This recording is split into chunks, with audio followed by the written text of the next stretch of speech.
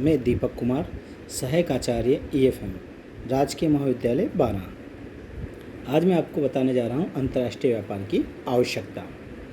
अंतर्राष्ट्रीय व्यापार की आवश्यकता से पहले ये जानना जरूरी है कि अंतर्राष्ट्रीय व्यापार होता क्या है। जब दो या दो से अधिक राष्ट्रों के बीच वस्तुओं व सेवाओं का क्रय विक्रय तथा आदान प्रदान की क्रिया ही अंतर्राष्ट्रीय व्यापार कहलाती है। अंतर्राष्ट्रीय व्यापार दो या दो से अधिक देशों के बीच व्यापारिक संबंधों को व्यक्त करता है।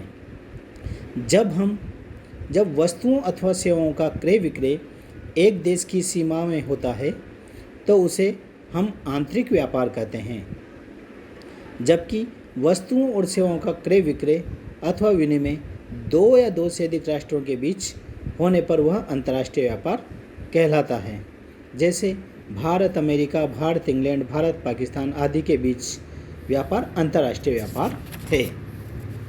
अंतर्राष्ट्रीय व्यापार की आवश्यकता क्यों पड़ी, या इसके लिए हमें इसके कुछ बिंदु हैं अंतर्राष्ट्रीय व्यापार की आवश्यकताओं की, जो कि निम्न हैं।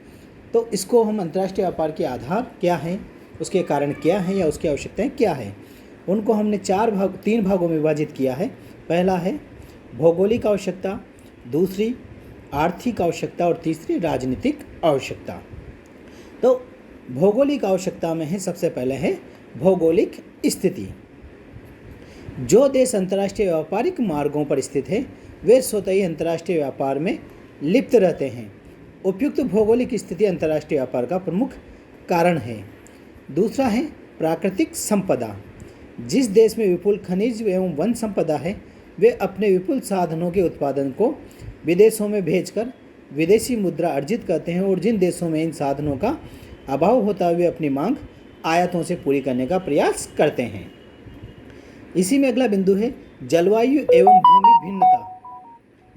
इसके कारण भी अलग अलग देशों में अलग अलग उत्पादों एवं अलग अलग मांग उत्पन्न होती है। कृषि प्रधान देश कृषि उपज का निर्यात करते हैं, जबकि औद्योगिक निर्मित माल आयात करते हैं। भारत से चाय, जूट, चावल, सूखे मेवे निर्यात होते हैं, जबकि मशीनें, भारी उपकरण एवं रसायन सामग्री का आयात होता है। यह भी अंतर्राष्ट्रीय व्यापार को जन्म देती हैं। अन्य भौगोलिक भिन्नताएं भी अंतर्राष्ट्रीय व्यापार को जन्म देती हैं। दूसरा बिंदु है आर्थिक आवश्यकता। तो आर्थिक आवश्यकताओं में भी कई सारे बिंदु दिए गए हैं, जिनमें है उत्पादन साधनों में कम गतिशीलता। जहां एक और भूमि, प्राकृतिक संपदा एवं वातावरण में गतिहीनता होती है, वहां श्रम एवं पूंजी में गतिशीलता सीमित होने से भी अंतर्राष्ट्रीय व्यापार को प्रोत्साहन मिलता है। दूसरा है औद्योगिक एवं तकनीकी ज्ञान में अंतर। कुछ देशों में उच्च तकनीकी ज्ञान एवं उन्नत प्रौद्योगिकी होने के कारण कई प्रकार की आधुनिक वस्तुओं का उत्पादन होता है, जबकि पिछड़े देशों में इनका नितांत अभाव या कमी होती है। अभाव होने से अंतर्राष्ट्रीय व्यापार को प्रोत्साहन मिलता है, अर्थात जिसके पास जिस वस्तु की कमी होती है वो उसका आयात करते हैं। थर्ड बिंदु है इसका श्रम विभाजन एवं विशिष्टीकरण। श्रम विभाजन एवं विशिष्टीकरण की बढ़ती प्रगति के कारण अंतर्राष्ट्रीय व्यापार को बढ़ावा मिलता है, क्योंकि किसी वस्तु विशेष के उत्पादन में विशिष्टीकरण कर बड़ी मात्रा में उत्पादित माल का निर्यात आवश्यक हो जाता है, दूसरे कच्चे माल का आयात करना पड़ता है। अर्थात इसका अभिप्राय यह है कि कुछ देश किसी वस्तु के उत्पादन में अधिक उन्नतिशील हैं, अधिक मात्रा में उत्पादन करने में सक्षम हैं, या उनको ये कहा जा सकता है या उनको उन वस्तुओं के उत्पादन में विशिष्टता प्राप्त है, तो इसलिए वो कम लागत पर अधिक मात्रा में उत्पादन करते हैं, तो वो निर्यात करना चाहते हैं। अगला बिंदु है इसमें तुलनात्मक लागतों में सापेक्षिक अंतर। यह भी अंतर्राष्ट्रीय व्यापार का एक महत्वपूर्ण आधार है। प्रत्येक देश उन्हीं वस्तुओं का उत्पादन करता है या करने के लिए प्रेरित होता है जिनकी लागत कम होती है, और उन वस्तुओं का आयात करने का प्रयास करता है जिनकी सापेक्षिक लागत अधिक होती है। अतः तुलनात्मक लागतों में सापेक्षिक अंतर अंतर्राष्ट्रीय व्यापार को प्रोत्साहन देता है। जैसे भारत जूट का सामान बाहर भेजता है और मशीनें मंगवाता है। उत्पादन आधिक्य एवं अभाव। तो अंतर्राष्ट्रीय व्यापार उत्पादन आधिक्य अथवा कमी दोनों ही परिस्थितियों में होता है। उत्पादन अधिक होने पर निर्यात को प्रोत्साहन मिलता है और अभाव की स्थिति में आयातों को प्रोत्साहन मिलता है। दोनों स्थितियों में अंतर्राष्ट्रीय व्यापार को जन्म देती है। आर्थिक संकट में सहायता। युद्ध, बाढ़, महामारी, भूकंप, अकाल अथवा अन्य किसी भी आर्थिक संकट के समय सहायता देने में अंतर्राष्ट्रीय व्यापार का प्रादुर्भाव एवं विस्तार होता है। विकसित राष्ट्र विकासशील देशों को आर्थिक संकट के समय सहायता देकर अंतर्राष्ट्रीय व्यापार बढ़ाते हैं। उच्च जीवन स्तर की लालसा। अगला बिंदु है उच्च जीवन स्तर की लालसा। आज के समय में प्रत्येक व्यक्ति उच्च जीवन स्तर जीना चाहता है। अतः आधुनिक युग में प्रत्येक देश अपने नागरिकों के जीवन स्तर को बढ़ाने का हर संभव प्रयास करते हैं। अतः विदेशों से आयातों को बढ़ाया जाता है और उन वस्तुओं के उपयोग की चेष्टा खुद की जाती है जो देश में उपलब्ध नहीं है।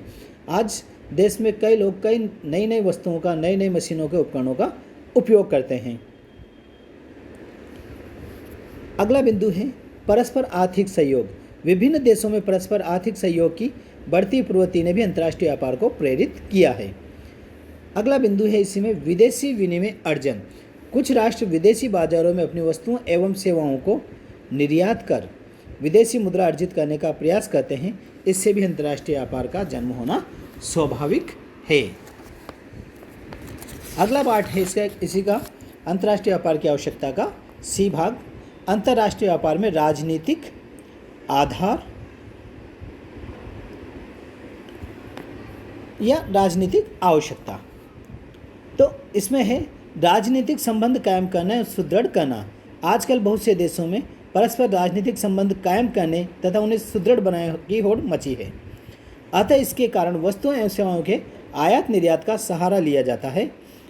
राजदूतों एवं अधिकारियों का आवागमन बढ़ता है और राजनीतिक संबंधों की सुदृढ़ता के लिए व्यापारिक समझौते किए जाते हैं।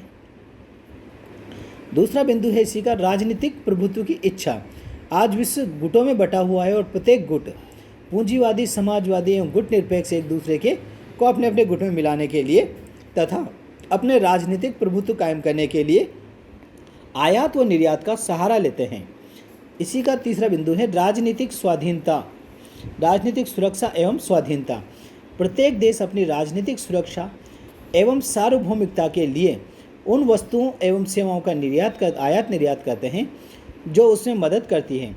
भारत, अमेरिका एवं रूस तथा अन्य देशों में सैनिक साथ सामान मंगवाता रहा है और इसी प्रकार अपने पड़ोसी देशों से सुरक्षा की पूर्ण व्यवस्था करता है। धन्यवाद।